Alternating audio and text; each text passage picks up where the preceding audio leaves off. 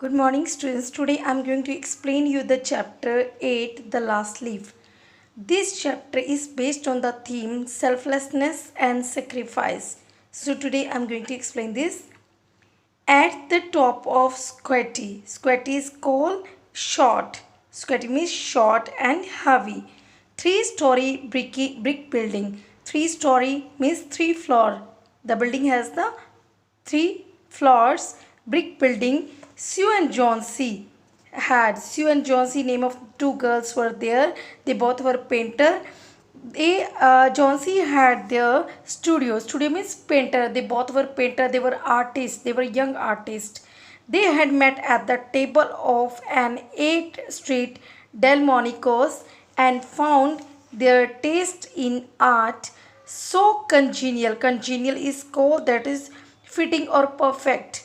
Fit or perfect that it resulted in a joint studio.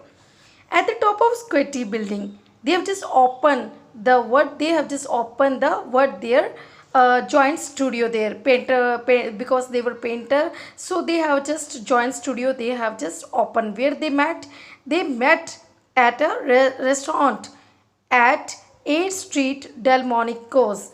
Dinner time they met with each other and they just watched each other. They found each other. They are same in taste in painting or art and crafts. So what they had just what was the result of this? They have just started their joint studio. Sue and John C are aspiring young artists who came to the great city of New York. In which area? Greenwich Village. In New York, Greenwich Village, in order to earn their livings at the kind of work they both love. Sue is from Maine and John C came from California. So John C and Sue, they met at a restaurant where they both ate dinner, and what there they decided that it would appear that both Sue and John C had been living alone in furnished room, and what they have just started their what was the result of their meeting? They have just started their joint studio. It means painting studio. They have just started there.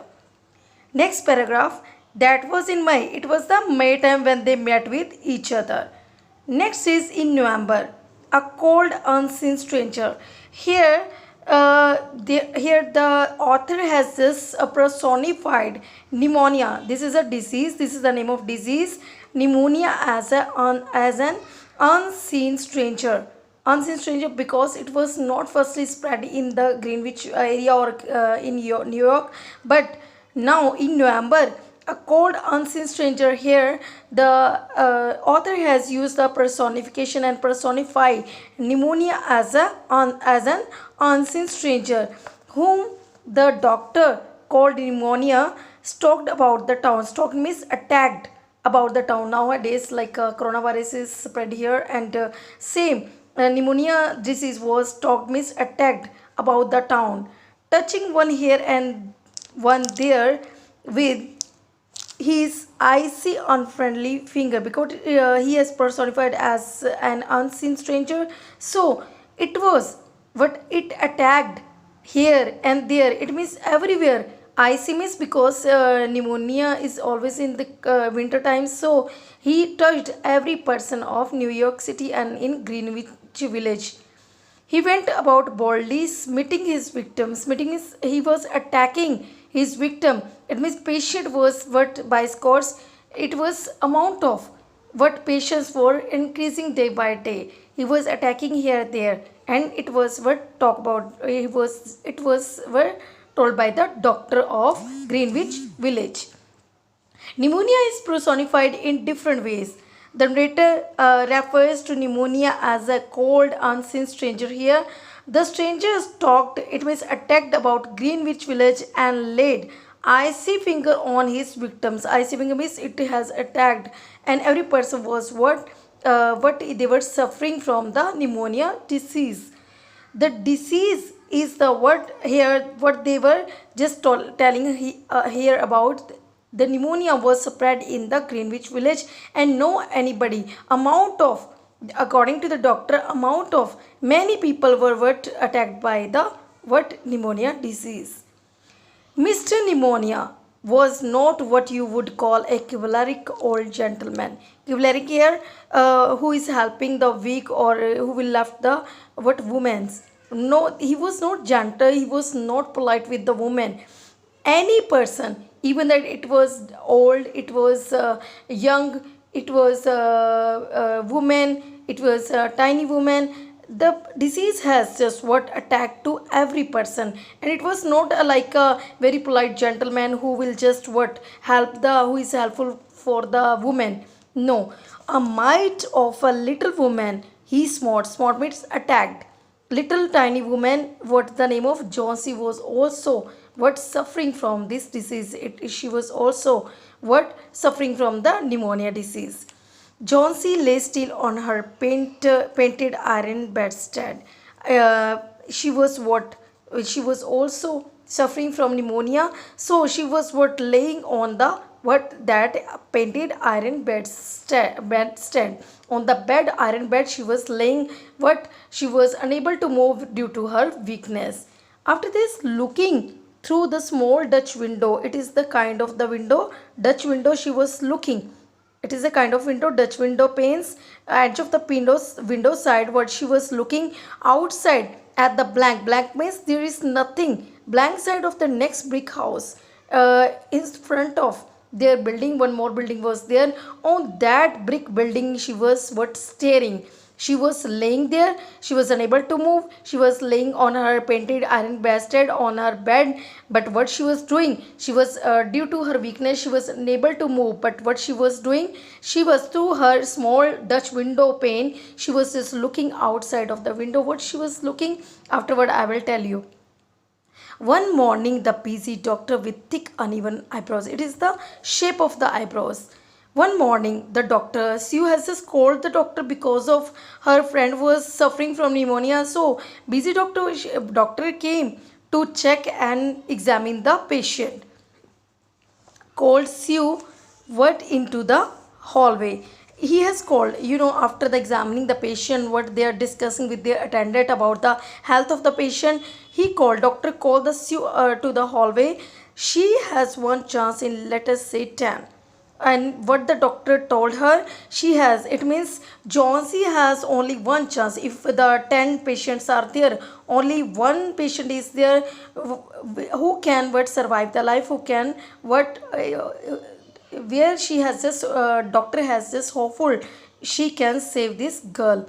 But out of 10, one chance is there, he said as he shook down the mercury in his clinic thermometer. The after that was examining the fever of the patient, the mercury, they were also shaking their what thermometer to fall it mercury fall it down. So they are just what they are doing, he has just examined the what Johnsy at the time, and that chance is for her to want to live. But what the chance is there, if she want to live, if she has the willpower to live, she can survive. Your little lady has made up her mind that she is not going to recover. But what she has just kept in her mind, she is not going to recover. She can't be recover herself. What's on her mind? Tell me, because sometimes the friends knows their friends very well. They can discuss anything with them. So doctor is asking to her friend, what's on her mind? What is she thinking? Why she has just why she's not mustering up her courage, and why she's behaving like this? She wanted to paint the Bay of Naples someday, said Sue. Sue has told, yes, she wanted to paint a masterpiece, and masterpiece was Bay of Naples. It's the name of the area. She wanted to paint a masterpiece. She has just told, she's just what her dream was to paint a what the Bay of Naples someday. Bay of Naples is the name of area, and she wanted to paint a masterpiece. So masterpiece is there in the painter's life, which is attractive and very, that was soul picture is there, which is very beautiful picture in their life, that is they call the masterpiece. Doctor told, paint? Nonsense. She is just considering about the paint and what she did, it is nonsense. Has she anything on her mind worth thinking twice? Getting married, for instance, anything else? It is not. I don't think it is useful to think about the paint if she wanted to paint the masterpiece and she has lost her willpower. No, I don't think so. So, but what she anything on her mind worth thinking? Getting married, for instance, for example, she wanted to getting married and she's thinking about her further life. Marriage, said Sue. Marriage? She was shocked to listen this. No, doctor, there is nothing of the kind. No, she is not thinking about anything like marriage, and I don't think so. She is thinking about all these things.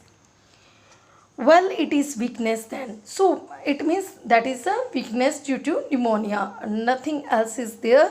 Said the doctor, I will do all the science. Science means what I have just learned from my science. I will do the science means treatment. I will do my efforts, what I have just learned from my science, and what I will do, give her proper treatment through my efforts. What I can best for him or her, I will do my best can accomplish. To complete this word treatment, I will do my efforts. But whenever my patient begins to count the carriages on her in her funeral procession is called. It is the when the any person is passes away at that time. The last ritual is called the funeral. When like the Christian are buried the dead bodies and we are cremated the dead bodies, so that is called the last ritual of the procession. That ritual is called the funeral procession. But doctor has just told Sue, but whenever I can cure, I can give medicine or I will do my efforts. But whenever my patient begins to count the carriages, it means when my patient lost their when they lost their what the willpower at that time and they are just thinking about the what funeral procession means. After my death what will happen about their funeral or last ritual, they will just thinking and consider about that. I subtract 50%. I subtract 50% from the curative power of medicines, so I am unable to. It means half chances are there too. It means the curative power means I can't cure by the medicine. I can't cure the patient by the medicine. It means the medicine can't be helpful for the patient if they are just thinking about their death and after the death rituals they are just thinking. So here the doctor also told you about that Jonesy is just considering about her death ceremony and she's just thinking about her death rituals, what will happen after my death, and she thought in her mind, I will die soon. I subtracted, no, if I will do my best, but if she has lost her willpower, the medicine can't be helpful for her, medicine can't cure her. It will get her to talk about the new winter style. If you will get her to talk about the new winter style, yes, you can save her. If you will divert her mind through that like death and anything else, definitely she can cure herself and there will be the what willpower will be strong. I will promise you 1 in 5 chance for her instead of 1 in 10. So 5 chance is there, so we can cure her. We will be hopeful, she can live, she can survive if you will get her to talk. You have to talk her what the problem, what is she thinking, and you have to divert her mind. You have to tell about the new styles, new fashion. So according to then we can just what she will be hopeful and she can survive her life.